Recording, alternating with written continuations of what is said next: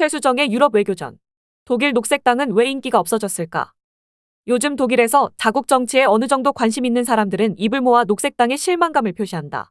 이것이 마치 유행가처럼 돼 다음에는 절대로 녹색당을 찍지 않을 거야 하는 푸념을 늘어놓기 일쑤다. 2021년이나 2022년까지만 해도 독일 녹색당이 그렇게 밥맛이라거나 동네북이지는 않았다. 왜 이렇게 되었을까? 2021년 11월 24일 독일 총선 이후 3인당이 최고 득표를 받았으나 다수표를 획득하지 못한 결과 3인당 플러스 녹색당 자유민주당의 새로운 연정인 신호등 연정이 꾸려졌다.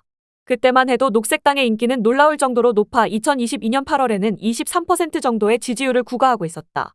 2015년 창당 이래로 2021년까지 녹색당의 당원수는 지속적으로 증가해왔고 그 정점이 2022년이었다. 그러나 2023년 1월부터 지난 7월까지 지속적으로 녹색당의 지지율은 떨어지고 당을 지지하는 당원수조차 감소세로 접어들었다. 심지어 한 달 전인 10월 11일 헤센주 지방선거 결과 기민당과의 연정에서도 외면당하는 수모를 겪었다. 이것은 유사한 연정을 취하고 있는 노르트라인베스트팔렌주와 연방정부에도 적잖은 파장을 몰고 올 것으로 예견되고 있다. 11월 14일자 여론조사 자료에 의하면 녹색당은 14%의 지지율을 보이고 있다. 가장 높은 지지율은 기민당 30%, 독일대한당 21%, 3인당 14%를 각각 보이고 있다. 그 외에 자유민주당이 5%의 지지율을 보이고 있다. 이 때문에 전국을 주도하고 있는 신호등 연정의 연합체의 지지율은 고작 33%밖에 되지 않는 상황이다. 독일에서 녹색당에 대한 이미지를 살펴보자. 영국 언론인인 데이비드 구타트는 녹색당의 지지자들은 다문화 사회를 지지하고 어디에서나 어울릴 수 있는 고등교육을 받은 코스모폴리탄이라고 했다. 이렇듯 이주정책, 코로나, 인권, 기후위기 정책에 있어서 그들은 도덕적 우월성으로 무장한 엘리트주의적 특성을 가지고 있다는 것이다. 이는 미국 정치를 휩쓸고 있는 정치적 올바름, 즉 PC주의와 일맥상통하는 정치적 태도다.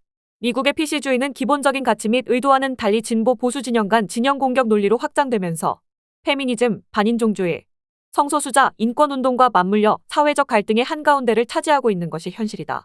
이러한 현실은 한국의 정치 지형에서도 나타나고 있다. 그러나 이러한 PC주의와 많이 닮은 독일 녹색당을 보는 시선이 최근까지는 그리 나쁘지 않았다. 그러나 지난해 코로나 종식과 함께 찾아온 인플레와 경기 침체, 우크라이나 전쟁과 난민 폭증, 그리고 이스라엘 하마스 전쟁 등 세계 정세가 너무나 빠르게 변하면서 녹색당의 지지가 흔들리고 있는 것이다. 시민들을 파산 상태로 몰아넣는 에너지 위기와 인플레이션, 더딘 경기 회복, 난민에 대한 지속적인 경제 부담 등의 불만이 고조되고 있다.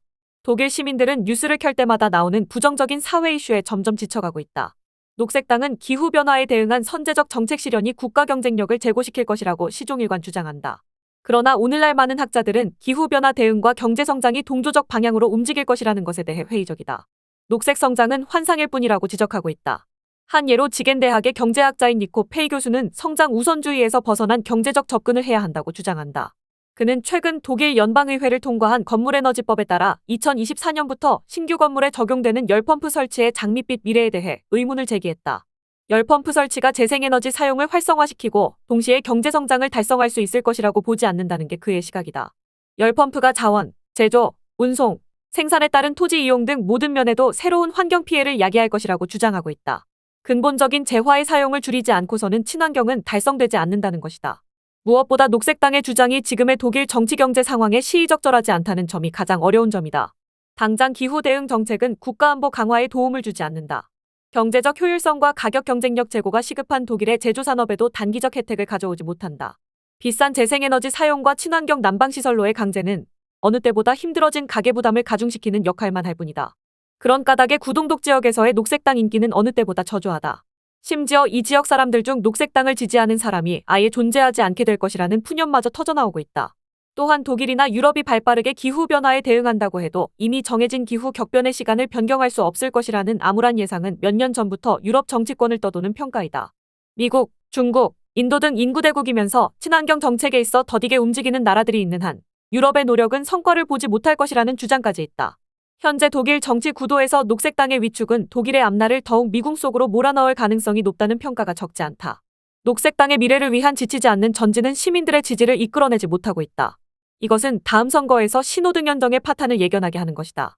3인당, 자유민주당, 녹색당 등 누구도 과거와 같은 지지를 받지 못할 것이다. 그 반사이익은 극우 정당인 독일 대한당이 누리게 될 것으로 보인다. 독일의 기존 정치 세력 어느 누구도 원하지 않는 독일의 우경화를 또다시 보게 될 수도 있다. 이런 측면에서 녹색당의 인기 하락은 매우 우려스러운 일이 아닐 수 없다. 경기 둔화를 넘어 경기 침체 시기를 지나고 있는 독일은 기후위기 대응 정책을 지금의 속도로 계속 추진할 수 있을지 미지수다. 또 전쟁이 옆 나라에서 몇 년째 벌어지고 있고 동유럽, 중동, 아프리카에서 난민과 뒤섞인 불법 이민이 끊임없이 물밀듯 들어와 독일 복지기금을 고갈시키고 있다. 제조업 강국으로서 내연기관 자동차의 세계 점유율은 계속 떨어지고 있다. 특히 그들의 최대 고객이었던 중국은 독일 기술을 모방해 빠르게 자국 자동차 시장을 자국산 전기차 시장으로 변화시키고 있다. 무역으로 살던 독일의 전성시대도 저물어 가고 있는 것이다. 그러나 이것이 비단 독일만의 문제는 아닐 것이다. 세계 경기가 하강 국면을 지나고 있는 상황이라 친환경 경제정책의 속도를 조절하는 문제는 분명 다른 나라도 고민하지 않을 수 없는 사안이다. 기후변화에 대응하기 위해 새로운 정책을 계속 쏟아내는 것은 생일날 잘 먹자고 이래 굶으라고 국민들을 설득하는 것이나 다름없기 때문이다. 독일 녹색당의 위기는 모든 산업국가들의 고민을 웅변하는 듯하다. 더 칼럼니스트